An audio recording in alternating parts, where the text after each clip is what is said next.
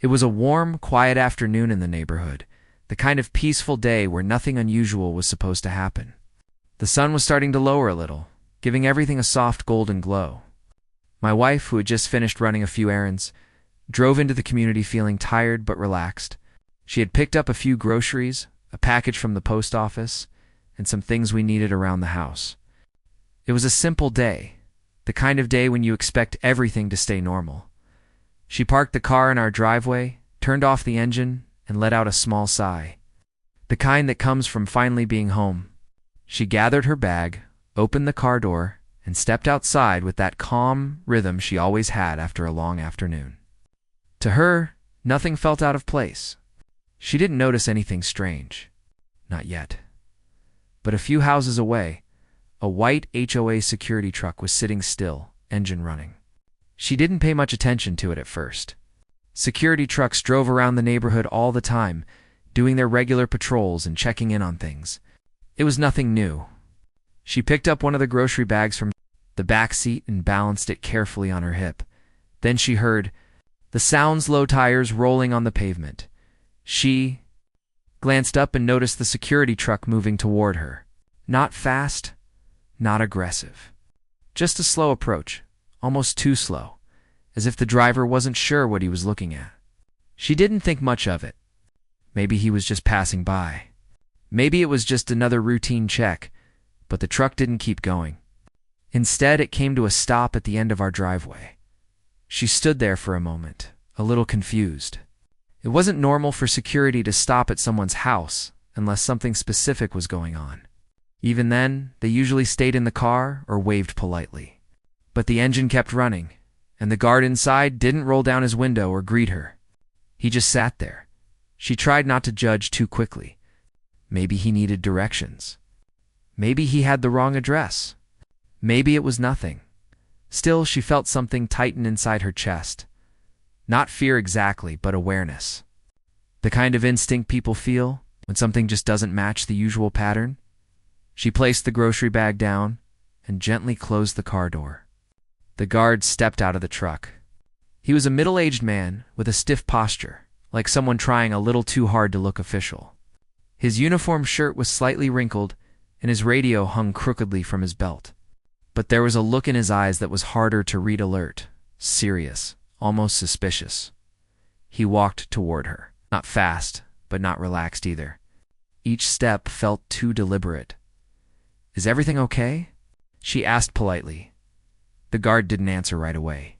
He scanned her face, then the car, then the grocery bags, as if he was assembling a puzzle in his head and wasn't sure if the pieces fit. Finally, he said, "Ma'am, I need you to step away from the vehicle." She blinked in surprise. "Sorry, what's wrong?" "This is my home." There was a report, he said firmly, about someone matching your description, acting suspicious near one of the houses. She couldn't help a small, confused laugh. "Suspicious? I just drove home from the store." The guard didn't smile. He didn't soften. Instead, his hand drifted toward the side of his belt, where his equipment hung. She noticed the movement, subtle but there. Her body reacted before her mind finished processing it. Not fear, not panic. Just a shift inside, a quiet readiness, even without saying anything. She realized this wasn't a normal interaction. Something was off. This wasn't a friendly neighborhood check or a simple misunderstanding. The guard looked tense, his breathing slightly heavier, his focus almost too sharp. Still, she kept her voice calm. "I live here. I can show you my ID if you want." She reached slowly toward her purse. Moving gently and clearly, that was when the guard raised his voice, not loudly, but with enough force to show he was on edge. "Ma'am, please keep your hands visible." She froze. Not because she was scared, but because she instantly understood the weight of the moment. There were situations where raising your voice, moving too quickly, or reacting emotionally only made things worse. She had been taught long ago how important it was to stay steady when someone else wasn't. Her heartbeat didn't spike. Her breathing didn't change. She just stopped moving and lifted her hands slightly to show she wasn't reaching for anything in that still moment. She studied him carefully. His shoulders were tight, his jaw locked, His hand hovered close to his equipment as if he didn't fully trust the situation. To anyone watching from a distance, it might have looked like a routine security interaction. But from a few feet away, she could see he wasn't as confident as he pretended to be. He seemed nervous, unsure of himself, maybe even overwhelmed. She knew one thing immediately: this needed to de-escalate and fast. "Sir," she said gently but firmly, "not a threat. I live here. I just came home from running errands." But he didn't back down. Instead, he took a step closer, trying to assert control. "Step away from the car," he repeated. His voice cracked just a little, barely noticeable. But she caught it. A few neighbors were outside watering plants or checking mail, and they began glancing over. Nothing dramatic was happening, not yet, but people could feel tension even without understanding the details. A couple across the street slowed down as they walked their dog, looking between the guard and my wife with curious expressions. My wife didn't want to make a scene. She also didn't want things to escalate because the guard was misreading the situation. But she couldn't ignore the way he was acting. Something wasn't right. His judgment felt blurred, like he was responding to a situation he imagined rather than the one in front of him. She took a slow breath and spoke in a calm, even tone. "Okay, I'm stepping away. I'm not resisting. I just want to understand what's going on." She moved one foot back, carefully, making sure he could see every motion. The guard followed her movement with his eyes, tense and deliberate. For a split second, she wondered if someone had actually filed a report or if he had misunderstood something entirely. People in the community sometimes exaggerated things. A shadow near a house became a possible intruder, or a lost delivery person became a suspicious figure. It wasn't unusual for rumors to spread quickly. Maybe he was just overreacting. Maybe he was new. Maybe he didn't know how to handle confrontations. Still, his posture didn't match the calm professionalism she expected from someone in that role. It felt personal, like he was emotionally invested in proving something. She kept her expression neutral, her body relaxed but alert. She didn't argue. She didn't challenge him. She just observed, staying present in the moment. The guard took another step, close enough now that she could see the slight tremble in his hand. He wasn't confident, he was scared. And scared people didn't always make good decisions. She knew she had to be the stable one here, sir. She said softly, "You seem a little nervous. Let's slow down. I'm cooperating. There's no danger here." He swallowed hard. "I just need to check things out. We got a call. That's all." But even as he said it, he didn't sound sure of himself. She nodded slowly. "All right, let's handle this properly." Tension in the air thickened. Not because of any sudden movement or threat, but because the guard's uncertainty and her calmness clashed in a way that made the moment feel strangely fragile. One wrong step emotionally, not physically in everything, could spiral into confusion. She could feel the entire situation balancing on a thin line. Another neighbor peeked out from a window. Someone else walked toward their car but paused when they sensed something was happening. People didn't approach, but the atmosphere shifted. Quiet curiosity turned into concerned watching. My wife remained steady. Her stance was grounded, her breathing slow, her hands visible. She didn't raise her voice or show frustration. She didn't feed into the guard's tension. She just stayed centered. The way she had been trained long ago, for completely different reasons. But she didn't look like someone preparing for conflict. She looked like someone trying to calm a nervous stranger. The guard stared at her, unsure how to respond to someone who wasn't panicking. For a moment, the neighborhood felt completely still, just her, him, and the empty space between them filled with misunderstanding. She didn't know yet how strange the next minutes were going to become.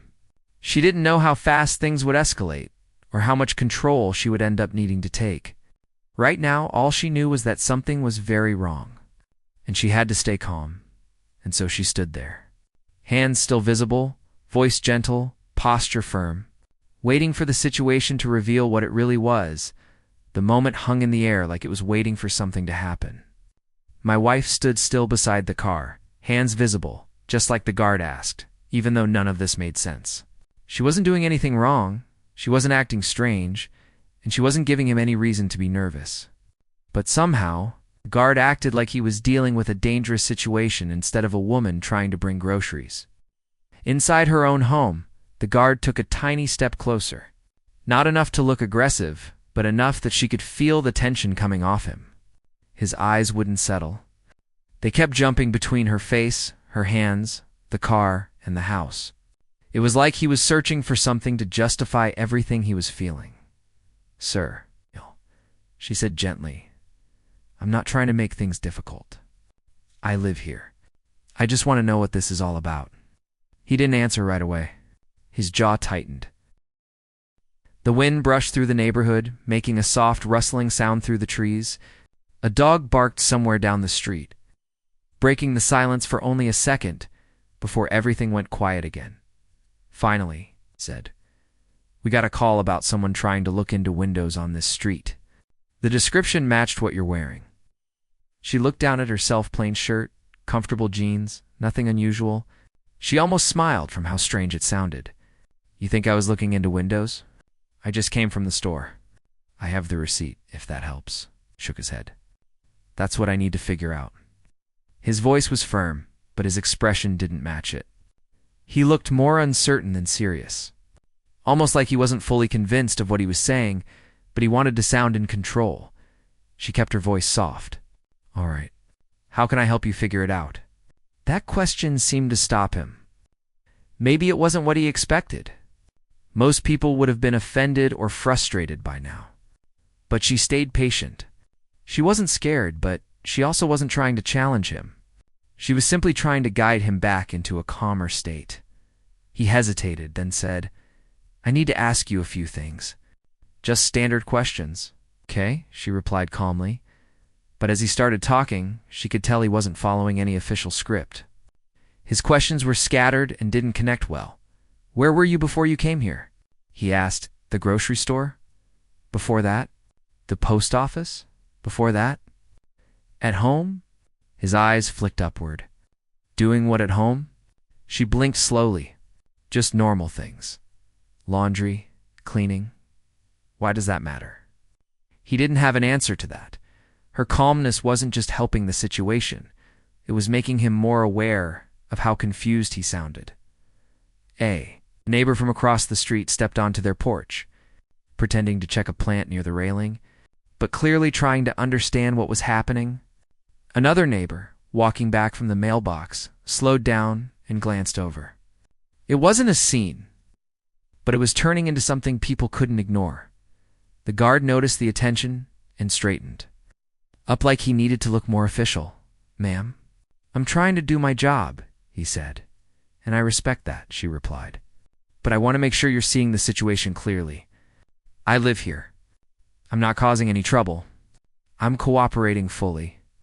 The guard shifted his weight from one foot to the other. The more she remained calm, the more it exposed his own uneasiness. Then he asked, "Can you show me your ID?" "Of course," she said. "It's in my bag. I'll reach for it slowly, all right?" He nodded, but she could see in his eyes that he was still tense. She moved carefully, making every motion visible and slow. She opened her purse gently and pulled out her ID. She held it out to him, but he hesitated before taking it. Like he wasn't sure if he should get too close, she stepped forward just a little, maintaining a respectful distance. Placing the ID where he could reach it without feeling pressured, he finally took it, glanced at it, and stared for longer than necessary. "This is your address?" he asked. She fought the urge to laugh.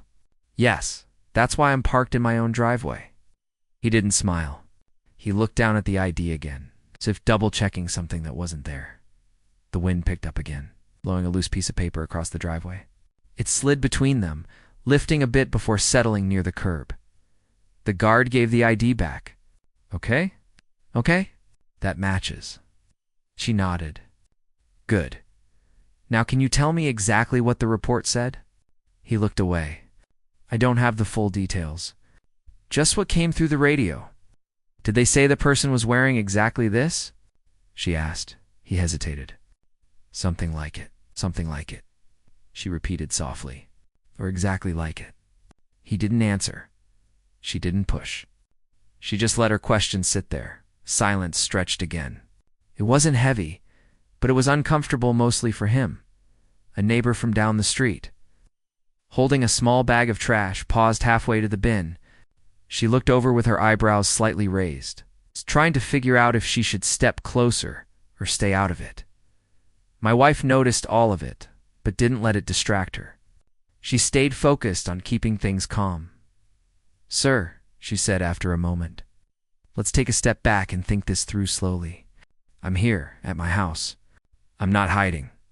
I'm not running. I'm not acting strange. I've shown you my ID. I've answered your questions. But you still seem unsure." He swallowed hard. "I just want to be careful." "I understand that," she said. "But being careful also means being sure about what's happening, not making assumptions." He didn't respond, but she saw something shift in his posture. He was starting to realize he might be overreacting, but he still wasn't ready to back down. Then he said something she didn't expect. "Can you walk away from the vehicle a little more?" She tilted her head. "Why?" He looked uncomfortable. "Procedure." She didn't argue. She stepped back slowly until she was near the edge of the driveway. The guard followed her with his eyes the whole way. Still tense, then something strange happened.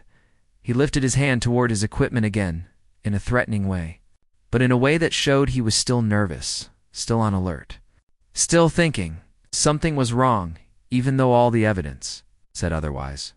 That was the moment everything shifted inside her. Not a dramatic change, not a burst of adrenaline, just a subtle switch, like a quiet click in her mind. She straightened her posture very slightly. Her feet planted more firmly. Her breathing became even calmer. She didn't do anything big, nothing noticeable to the neighbors. But inside, she went from being cautious and polite to being fully present, fully aware and quietly prepared. She kept her voice gentle but firm. "Sir, I'd like to understand what you think is happening. Because from where I'm standing, it looks like a misunderstanding getting bigger than it needs to be." Blinked at her. "I'm just following instructions." "Then tell me what those instructions are," she said. He opened his mouth, then closed it. His shoulders stiffened.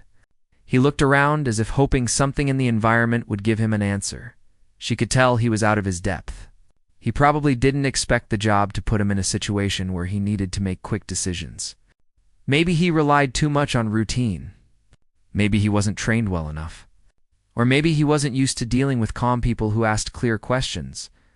A soft breeze moved through the trees again, brushing the leaves. Somewhere down the street, a car door closed. A bird landed on a nearby fence, chirping like it had no idea anything tense was happening. My wife kept her hands relaxed at her sides, her stance open, her face neutral. "Sir," she said, "I want you to take a deep breath." He looked startled. "I what?" "A deep breath," she repeated. "You seem tense, and I don't want either of us to misunderstand anything."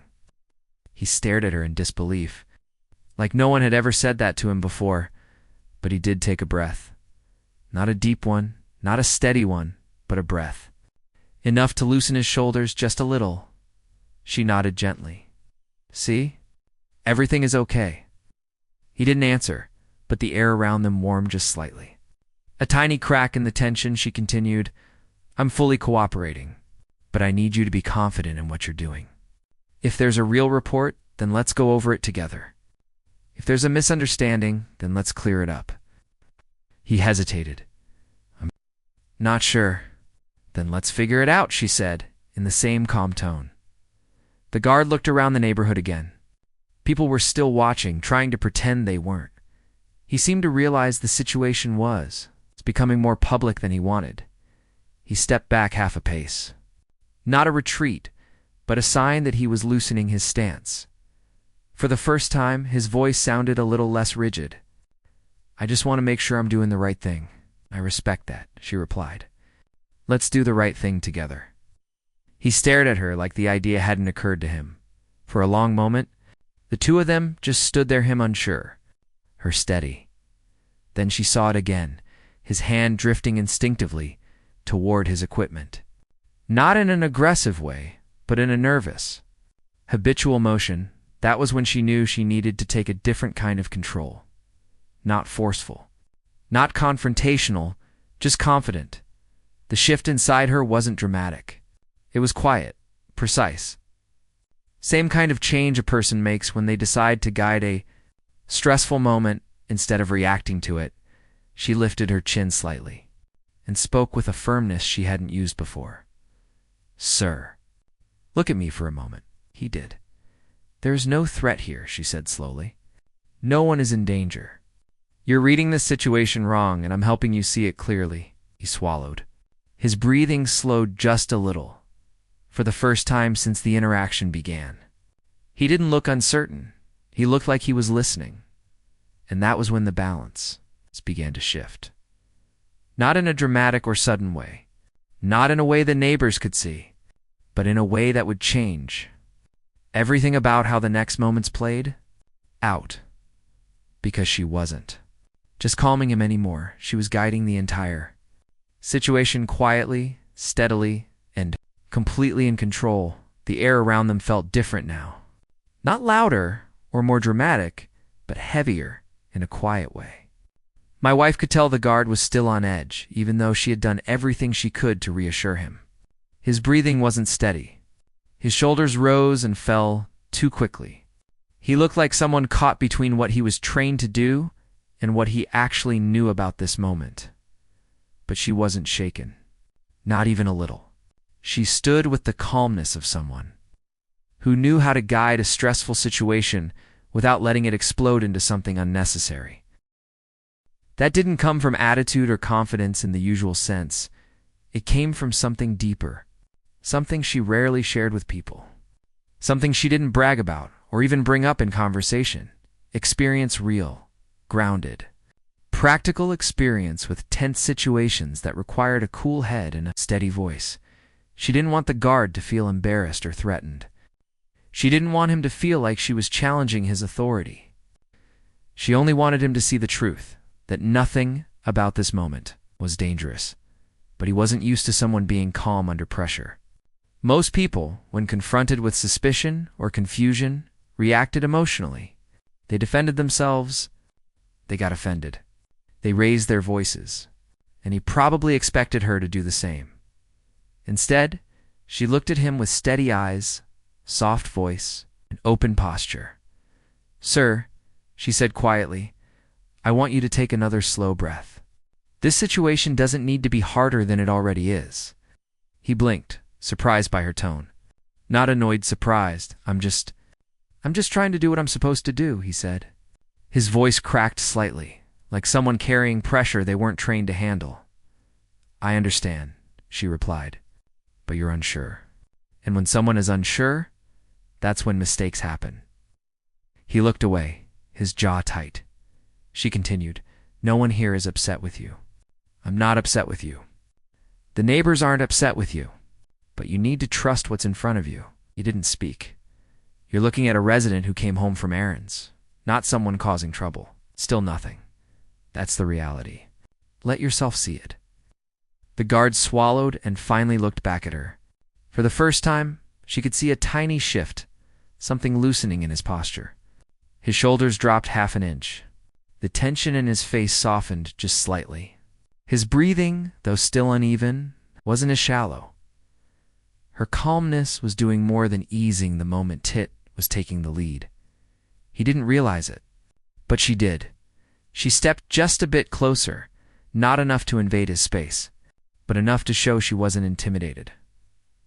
"I'm going to ask you something," she said softly, "and I want you to answer honestly." The guard hesitated. "Okay, do you really think I'm the person who is causing trouble?" He blinked again. His eyes flicked toward the house, then the neighborhood, then back to her. He was torn between protocol and common sense, between what he thought he should say and what he knew was true. "Don't know," he admitted. "That's all right," she said gently. "Uncertainty is normal. But what matters is what you do next." Another breeze drifted through the street, brushing across the driveway. The air smelled faintly of freshly cut grass from a lawn a few houses down. A couple walking a small dog paused mid-sidewalk, pretending to fix the dog's leash but clearly taking in the situation. A man nearby stepped outside to retrieve a package and froze when he noticed the interaction. Everyone could sense the tension, even if they didn't understand it. My wife wasn't bothered by the attention. She wasn't embarrassed. She wasn't worried. She remained grounded like she had been through moments far more intense than this. "Let's do this," she said in a calm, steady voice. "Tell me exactly what details you received about the report." The guard shifted nervously. The call said there was someone near a house acting suspicious. They didn't give much else. Just that the person was wearing a light-colored shirt and jeans. She looked down at her clothes again. "A lot of people wear this." "I know," he replied softly. "So the only thing connecting me to that call," she said, "is a vague clothing description?" He nodded slowly, reluctantly. She took another small step forward. "That's not enough to assume anything. That's something you check from a distance, maybe ask a polite question. Not something that turns into a full confrontation." He looked embarrassed now, but not defensive. More like he was realizing, piece by piece, how far off track things had gone. "I just didn't want to ignore the report," said quietly.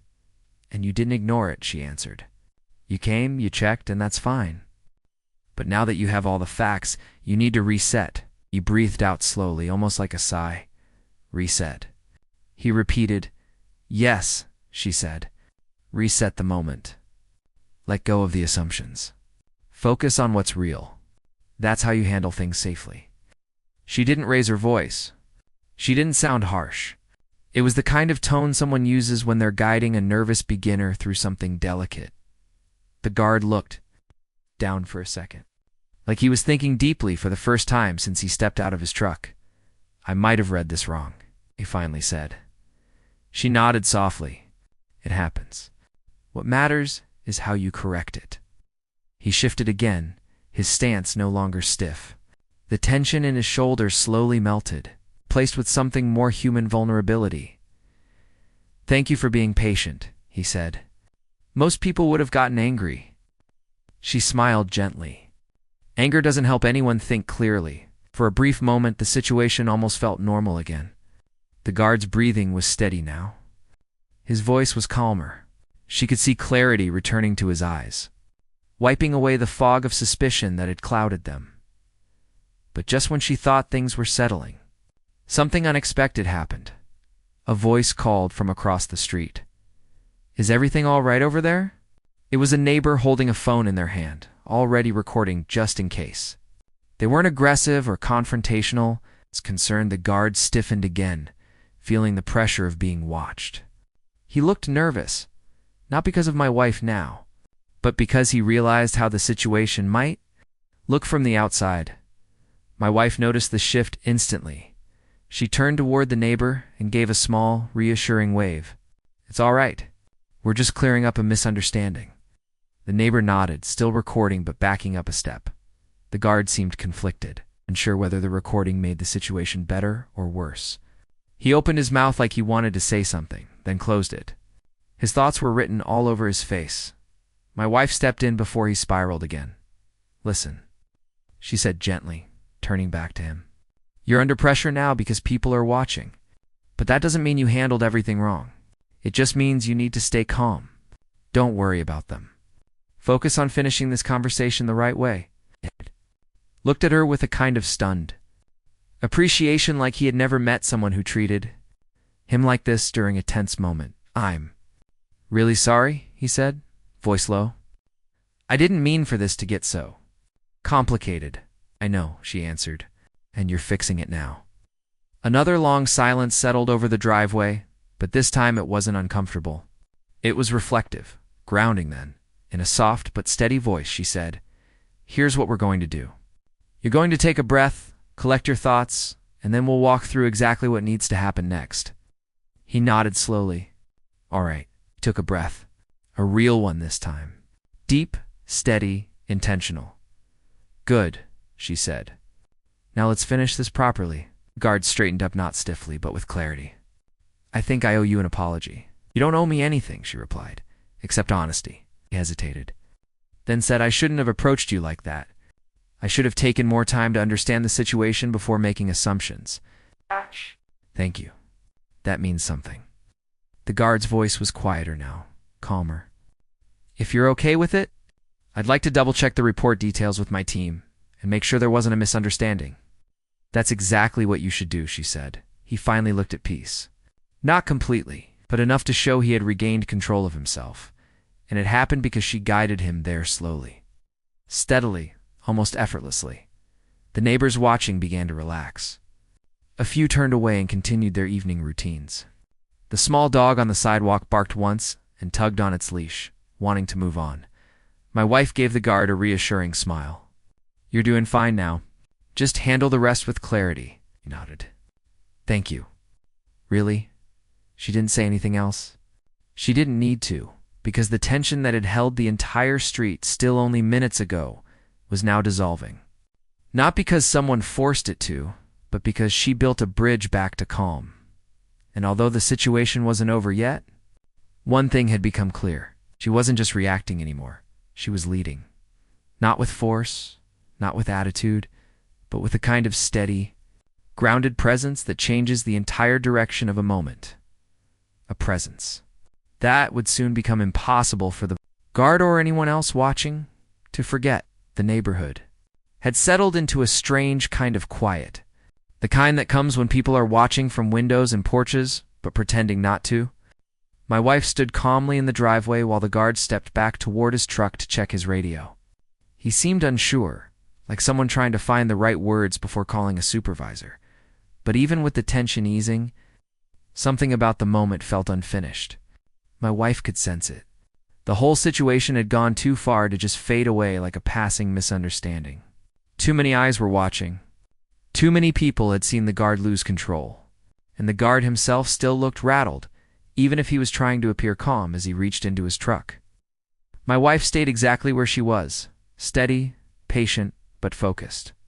She didn't let her guard down, not because she felt threatened, but because she could feel the moment shifting again. Sometimes the quiet after a tense moment wasn't really peace. Sometimes it was the space where things could change suddenly, depending on what someone said or did next. She watched him place a hand on his radio and speak softly into it. She couldn't hear what he said, but his tone wasn't confident. He sounded like someone trying to explain something he wasn't fully prepared to explain.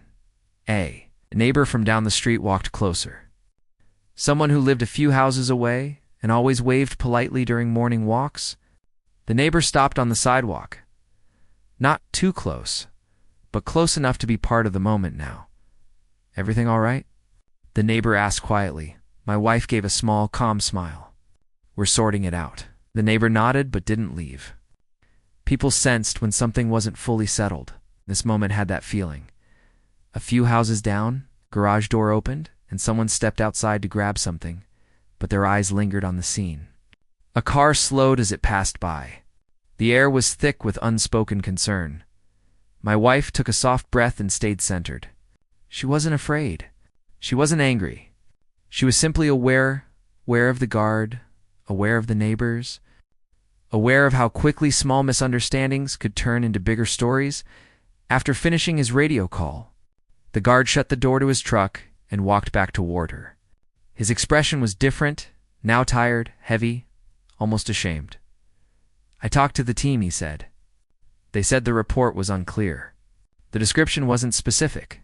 They said, it might have been nothing. My wife nodded. That makes sense?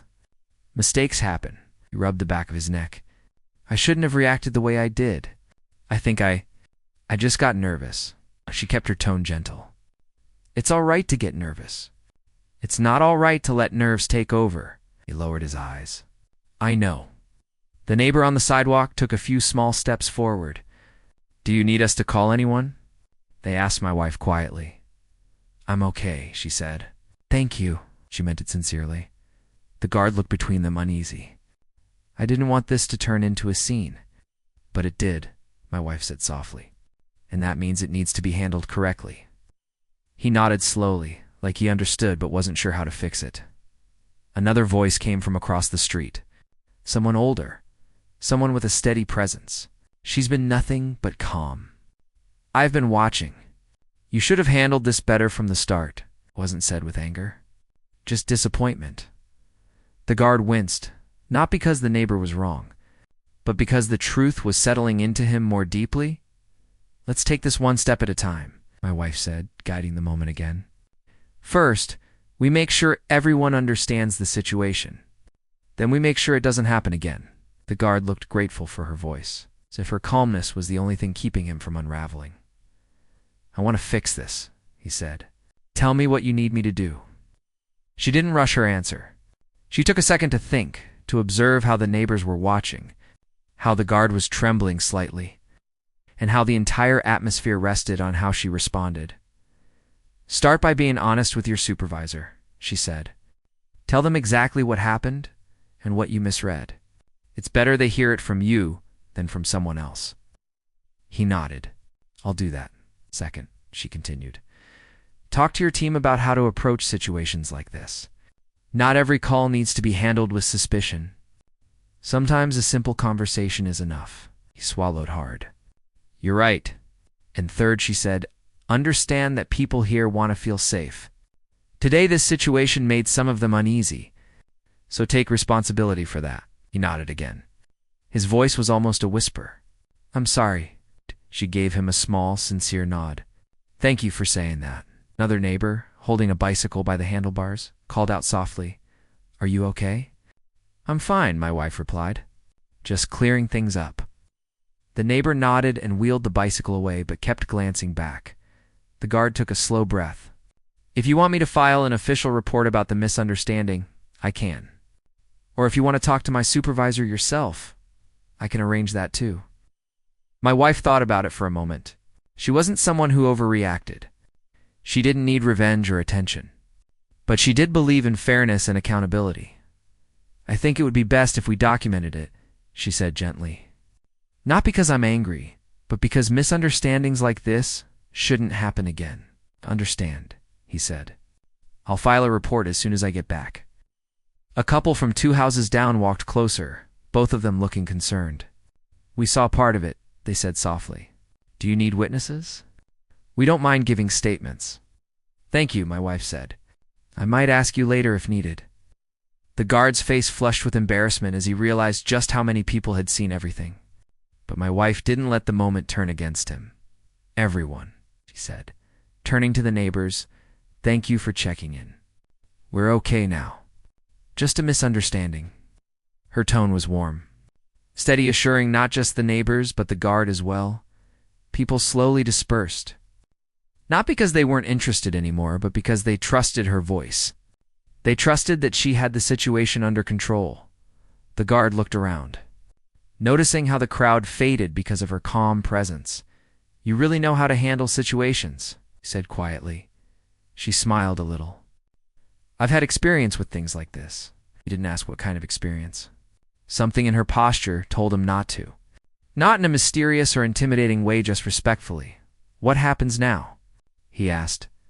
"You file your report," she said. "I'll talk to my husband, and if we need to follow up with the HOA, we will. But for now, you can go." He nodded, almost relieved she wasn't demanding more from him in that moment. "I'll make sure this is handled right," he said. "I hope so," she replied. He walked back to his truck slowly, the weight of the moment still sitting on his shoulders. Before getting inside, he turned back one last time. "Thank you for being calm with me." She gave him a gentle nod. "Everyone makes mistakes. What matters is what you learn from them." He nodded again, got into the truck, and drove away, not quickly, not nervously, but thoughtfully. Once he was out of sight, the street slowly returned to normal. The quiet hum of daily life resumed, kids playing further down the block, someone mowing a lawn, a bird landing on the mailbox. My wife stayed there for a moment, breathing slowly, letting the entire experience settle in her mind. She wasn't shaken. She wasn't angry. She was simply reflective. Then she heard a familiar car turning onto the street. It was me, driving home, unaware of what I was about to see.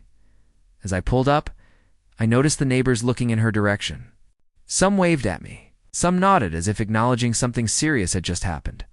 I parked the car and got out. "What happened?" I asked, confused. She smiled, tired, calm, but unshaken. "I'll tell you," she said softly. "It's been a long afternoon." The way she said it told me everything I needed to know. Something unusual had happened. Something intense. Something she handled with a level of control and calm I had seen many times before, but never in our quiet driveway. And as she began explaining the situation, I realized the neighbors weren't exaggerating when they said she had handled everything with a calm strength. She had guided an entire moment, guided a frightened guard, guided concerned neighbors, guided the whole street back into peace, and she did it without raising her voice, without arguing, without showing even a hint of fear. When she finished telling me everything, I felt nothing but admiration, because the way she had handled the situation wasn't just impressive, it was remarkable, and it was only the beginning of what would come next. The next morning started in a strange mix of calm and leftover tension. The sun came through the blinds the same as always. The birds made their usual morning sounds, and the street outside looked exactly like it did every other day. But underneath all that normalcy was a quiet awareness that something serious had happened. The day before, something the neighborhood couldn't easily forget. My wife woke up earlier than usual.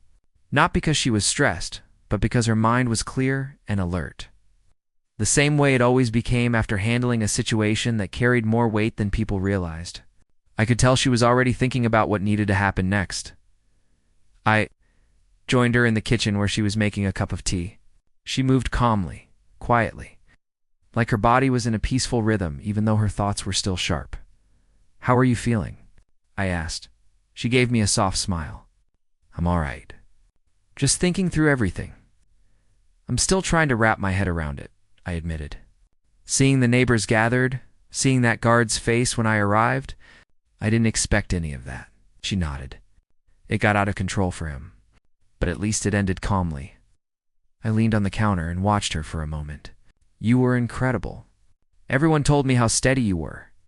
She shrugged lightly, as if she didn't want it to sound dramatic. Someone had to stay calm. We spent the next few minutes talking through everything again, this time focusing on what needed to happen next. Not out of frustration or anger, but out of responsibility. The situation wasn't something we could just ignore. Not after everything the neighbors witnessed. Not after the guard admitted he mishandled the moment. And not after the tension that spread through the street. "We need to file a formal statement," she said gently. "Not to attack him or get him fired. Just to make sure records are clear and the HOA handles this the right way." I agreed. Before we could get started, there was a knock on the door. It was too early for visitors, so we both exchanged a surprised glance. I opened the door to find two neighbors standing there. The couple who had offered to be witnesses the day before. They looked a little concerned, a little curious, and very sincere. "We hope we're not interrupting," one of them said. "Not at all," I replied. "Come in." They stepped inside, and the moment we sat down, one of them said, "We just wanted to check on her. Yesterday looked stressful." My wife shook her head. "I'm okay. Thank you for checking." And the neighbor added, "We think you should know something." They exchanged a quick look before continuing. "After the guard left yesterday, a few of us talked. We reached out to the HOA office to see if they knew what happened. Turns out, the office didn't even know about the report." We both sat still for a moment. "What do you mean they didn't know?" I asked. The neighbor nodded. "They said there was no official call made to them, which means whatever he reacted to came through their internal team, not through a resident call." My wife absorbed that quietly, her eyes steady. That explained a lot. It explained the guard's confusion. It explained why he didn't have clear details. It explained why he kept acting tense even when nothing added up. "Thank you for telling us," my wife said. The neighbors stayed for a bit longer, offering to give statements if needed. They weren't pushing themselves into the situation, they genuinely cared. And they understood that the way the guard acted could have easily gone in a different direction if she hadn't stayed calm. After they left, my wife and I sat in the living room, thinking, "This is bigger than the misunderstanding yesterday," she said eventually. "It is," I agreed. She looked thoughtful. Something made him panic. Something made him react too fast. And whoever gave him that information, didn't give him enough clarity. She wasn't blaming him entirely. She wasn't excusing his mistakes either. She was simply seeing the full picture, something she was exceptionally good at. "We should call the sheriff's department," she said after a moment. "Not because of anything dramatic, but because we need everything documented." I made the call. Within an hour, a deputy arrived. He wasn't tense or rushed, just calm and professional. He asked to hear exactly what happened. We sat at the dining table, my wife explaining everything clearly, step by step, without exaggeration, without emotion, just facts. He took careful notes. He asked follow-up questions. He was respectful and attentive. When she finished speaking, he said, "You handled everything extremely well. Honestly, better than most people would." She simply nodded. "I just didn't want things to get worse." The deputy nodded slowly. "From what the neighbors said, your presence kept the entire situation grounded. I'm going to file this as a formal incident report, but I'll also add that you de-escalated it. It matters." "Thank you," she said softly. After he left, the quiet settled in again. This time it didn't feel tense, just reflective. We made breakfast, moved around the house, talked about normal things, but the events from yesterday were still there in our minds. Not heavy, not frightening, just present. Later in the afternoon, the HOA office called. A calm voice on the other end said, "We received the report and want to apologize for what happened. We would like to meet with you to discuss it." We scheduled a meeting for the next day. When we arrived, the guard was there too. He looked nervous but respectful. He stood as we entered. "Thank you for coming," the HOA manager said. We sat down. My wife didn't appear intimidated or impatient. She looked steady, composed. The manager continued, "We investigated the report. It seems there was confusion within our internal communication system. The guard was given a vague call about a suspicious person, but the information was incomplete and not verified." The guard looked down at the table, and we reviewed the neighbors' statements. The manager continued, "Everyone said you stayed calm the entire time and didn't provoke anything." My wife nodded politely. "I just wanted to make sure no one got hurt." The guard finally spoke. "I want to apologize again. I reacted based on unclear information. I shouldn't have approached the situation that way." She nodded. "I appreciate your apology." He looked surprised by her gentle tone. "But," she added softly, "I hope you understand why we need this documented." "Yes," he said quickly. "I do." The HOA manager explained that they planned to revise their communication procedures, retrain the security team, and ensure no similar misunderstanding happened again. My wife wasn't asking for punishment. She wasn't trying to embarrass anyone. She wanted improvement, clarity, and responsibility. By the time we left the meeting, I could see people looking at her with quiet admiration in the guard. She carried herself with a calm strength that made people trust her instantly.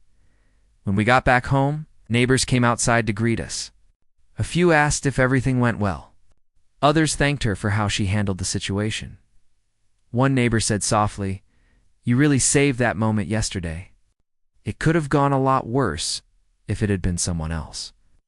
My wife didn't take pride in that comment. She didn't act like a hero. She simply said, "Thank you. I just wanted everyone to stay safe." As the evening approached, she sat outside on the porch. Looking at the peaceful street, the same street where everything had happened, I sat beside her. "You know," I said quietly, "you handled that like someone with real training." She smiled slightly. "Old habits. Most people don't stay that calm." She looked out at the neighborhood. "Sometimes people panic because they feel alone in the moment. If one person stays calm, it helps everyone else breathe again." I nodded, watching her. "You were the calm," I said. "For him, for the neighbors, for everyone." She didn't respond right away. She just watched the sky darken into a warm evening glow after a moment. She said something I'll never forget. "When someone's scared, you don't meet fear with more fear. You meet it with clarity." That was exactly what she had done, guided a tense situation into something safe, something peaceful, something controlled. The next few days, the neighborhood buzzed with quiet talk about what happened. Not dramatic gossip, but genuine appreciation for her composure. People stopped us during walks or waved from a distance, thanking her in subtle ways. Even the guard, now calmer and more grounded, drove by one afternoon and gave a respectful nod as he passed. Not out of guilt, out of gratitude, life returned to normal, but with a deeper sense of trust running through the neighborhood. And every time I thought about what happened, I realized something important.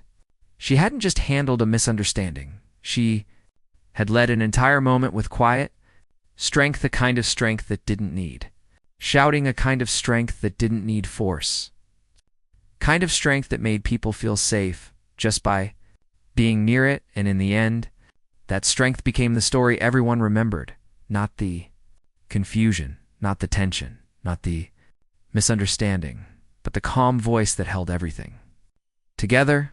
The calm voice that saved the moment. The calm voice that showed the entire neighborhood what real leadership looks like. A voice that didn't come from anger, fear, or ego. It came from clarity, and that was more powerful than anything else that happened that day.